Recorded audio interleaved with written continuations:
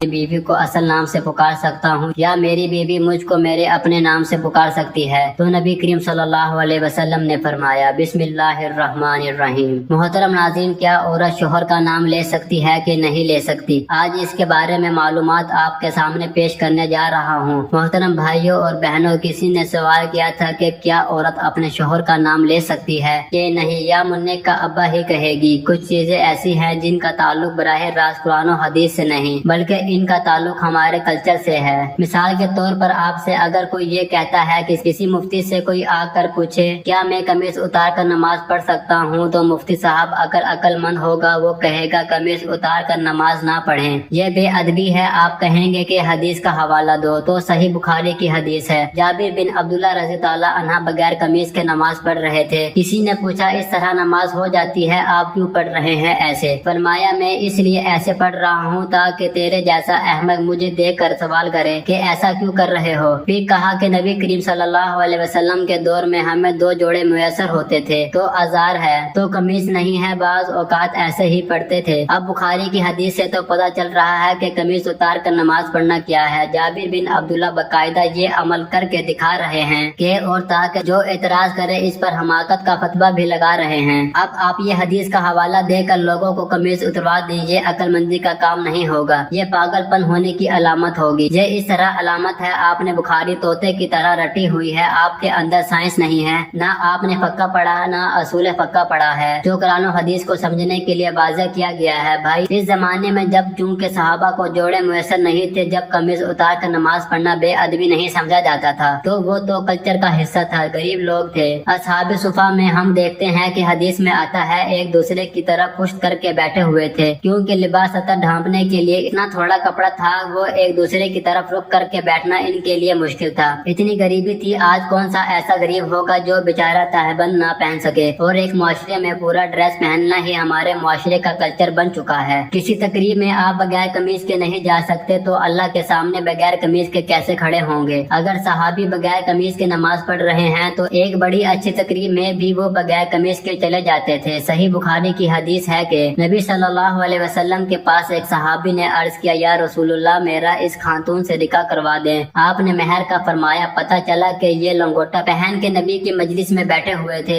बुखारी की हदीस है। और इसी हालत में नबी सल्लल्लाहु अलैहि वसल्लम ने आपका निकाह पढ़ाया। जो पता चला दूल्हे का लिबास क्या था। वो सहाबी तो गरीब थे भाई, अगर बहुत गरीब भी है तो भाई तो भी इस जमाने में हम इसको लंगोटा पहन के शादी हाल में जाने की इजाजत नहीं देंगे, क्योंकि हमारे उर्फ में इसका तसव्वुर नहीं है। इसमें कुरान और हदीस का हवाला नहीं दिया जाएगा। कुरान और हदीस की अगर बात है तो नबी सल्लल्लाहु अलैहि वसल्लम ज्यादातर अजार पहना करते थे। अजार एक चादर जो होती है। आज किसी भी महफिल में आप अजार पहन के नहीं जा सकते, नमाज भी नहीं पढ़ सकते, इसलिए कि इसको यूं समझा जाएगा कि अल्लाह के दरबार में जब हाजिर दे रहे हो तो मुकम्मल लिबास पहनो। ये नमाज का अदब है। जैसे आप किसी रिश्तेदार की दावत में जाते हो तो प्रॉपर ड्रेस पहन के जाते हो, तो हम कहेंगे कि अल्लाह का भी हक है कि अल्लाह के सामने जब हाजिरी दी जाए तो प्रॉपर ड्रेस में हो, क्योंकि अब जमाने का उर्फ ये भी बन चुका है कि कमीज भी हो साथ में शलवार भी हो। इसी तरह याद रखो कि औरत का शोहर का नाम लेना सहाबिया से साबित है, क्योंकि इन्होंने अपने शोहर का नाम लिया। लेकिन इन्होंने बहुत सारे हमारे कल्चर्स में इलाके ऐसे हैं, कौमें हैं ऐसी हैं जिनमें औरत के लिए शोहर का नाम लेना बेअदब समझा जाता है। वो अगर नाम लेंगी तो ये समझा कि ये बेअदब है। आप ये देखो, हम ये कहते हैं कि नबी सल्लल्लाहु अलैहि वसल्लम ने फरमाया। क्या कहते हैं? फरमाया। किसी सहाबी ने फरमाने का लफ्ज आपके लिए इस्तेमाल नहीं किया, लेकिन हमारे उर्फ में ये कहना कि नबी सल्लल्लाहु अलैहि वसल्लम ने कहा, इसको अदब के खिलाफ समझा जाता है। हमारे में अगर कोई कहता है अब्दुल्ला बिन मसूद ने यूं कहा, अब्दुल्ला बिन उमर ने यूं कहा, भाई तो हम कहते हैं कि सहाबी का नाम आए, आखिर में रज़ी ताला अन्हा भी लगाओ। कोई कहे बुखारी से दिखाओ सहाबा का अदब करना कहाँ से लाजिम है, तो बुखारी मुस्लिम से साबित है। शोहर बीवी पर लाजिम है कि वो शोहर का अदब करे। अदब क्या होगा, तरीका क्या होगा, ये बुखारी मुस्लिम नहीं बताएगी, ये आपको आपका कल्चर बताएगा। उम्महातुल मोमिनीन भी रसूल अल्लाह सल्लल्लाहु अलैहि वसल्लम का नाम नहीं लेती थी। कभी हदीस में आता है कि जोजा ने कहा मोहम्मद आप कह सकते हैं, इसलिए नाम नहीं लेती थी कि नाम लेना अदब के खिलाफ है, और वो तो नबी थे। और कुरान ने इनका नाम लेने से मना किया कि ऐसी मत पुकारो जैसे दोस्तों को पुकारते हो। तो इससे इतनी बात तो साबित होती है कि बगैर औकात नाम लेना अदबी समझा जाता है। तो जिस कौम में नहीं समझा जाएगा वो नाम लें, जिस कौम में समझा जाता है वो नाम ना लें। और आसान मिसाल बताओ, देखो अल्लाह ने जो पर्दा औरत पे फर्ज فرض کیا ہے۔ سگے سے پردہ فرض نہیں ہے، ایسا ہی ہے سگے بھائی سے پردہ فرض نہیں۔ سگے بھائی کے سامنے عورت اپنی کلائیاں کھول سکتی ہے، اپنی پنڈلیاں کھول سکتی ہے، یعنی ان کا پردہ نہیں ہے۔ سر کے بال دکھا سکتی ہے، اس کا پردہ نہیں ہے، لیکن شریف خاندانوں میں اس کو معیوب سمجھا جاتا ہے اور شریعت نے بھی اس کو معیوب سمجھنے پر پابندی نہیں لگائی۔ کسی بھی اچھے خاندان میں کبھی ایسا نہیں ہوتا کہ لڑکی گھٹنوں تک سکارف پہن کے بھائی کے سامنے آ کے بیٹھ جائے۔ اچھے خاندان میں ہم نے دیکھا ہے کہ جوان بیٹی جب باپ کے سامنے بیٹھی ہے تو سر پہ دوپٹہ لیتی ہے، کیونکہ عرف عام میں اس کو